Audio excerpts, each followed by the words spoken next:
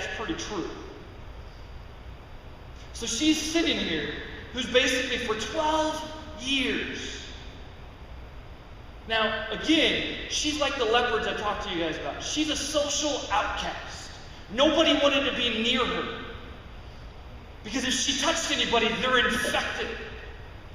They had to get clean. They had to go to the priest. They had to go and get clean before they could go back out into public.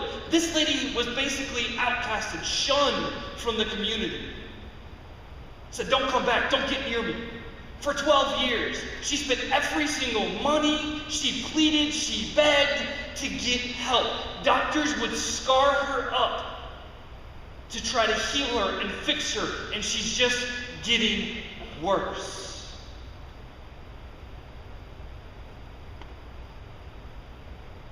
Side note.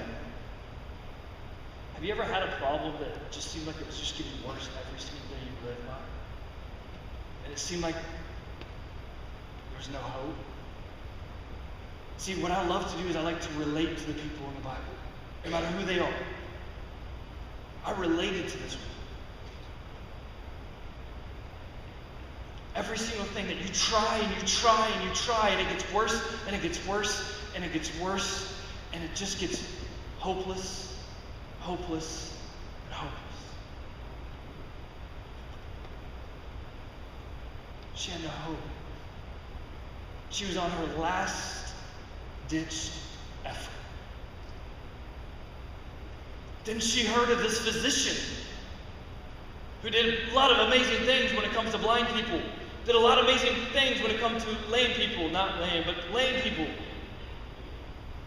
Healed a lot of people, healed the lepers. And she heard that this guy was coming to town. Now question, if you were hopeless, if you had no hope, if you were in a dark place, you basically knew you were going to die, you were alone because everything was shunned against you, and you heard of somebody who had the power to save you and give you hope, you bet that I'm going to go with every ounce of energy I have to find that person.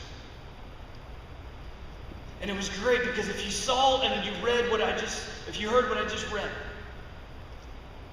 there was a crowd that was mashed against Jesus. You couldn't get near him. There was hundreds of people around him.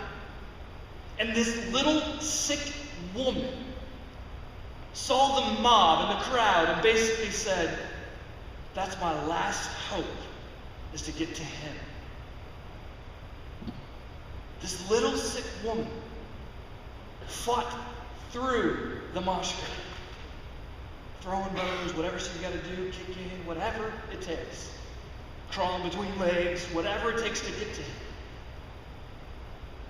And she thought, all I have to do is touch him. Just touch him. That was her hope. So she reached out her hand, grabbed the cloak, and bam, changed her life. And see, this is what the story says that she's doing more miraculous. At this point, Jesus is walking, and it was great because you just imagine like Jesus walking and like somebody just like touched him, and he's like, ooh. Like all the power just gets drained out of him.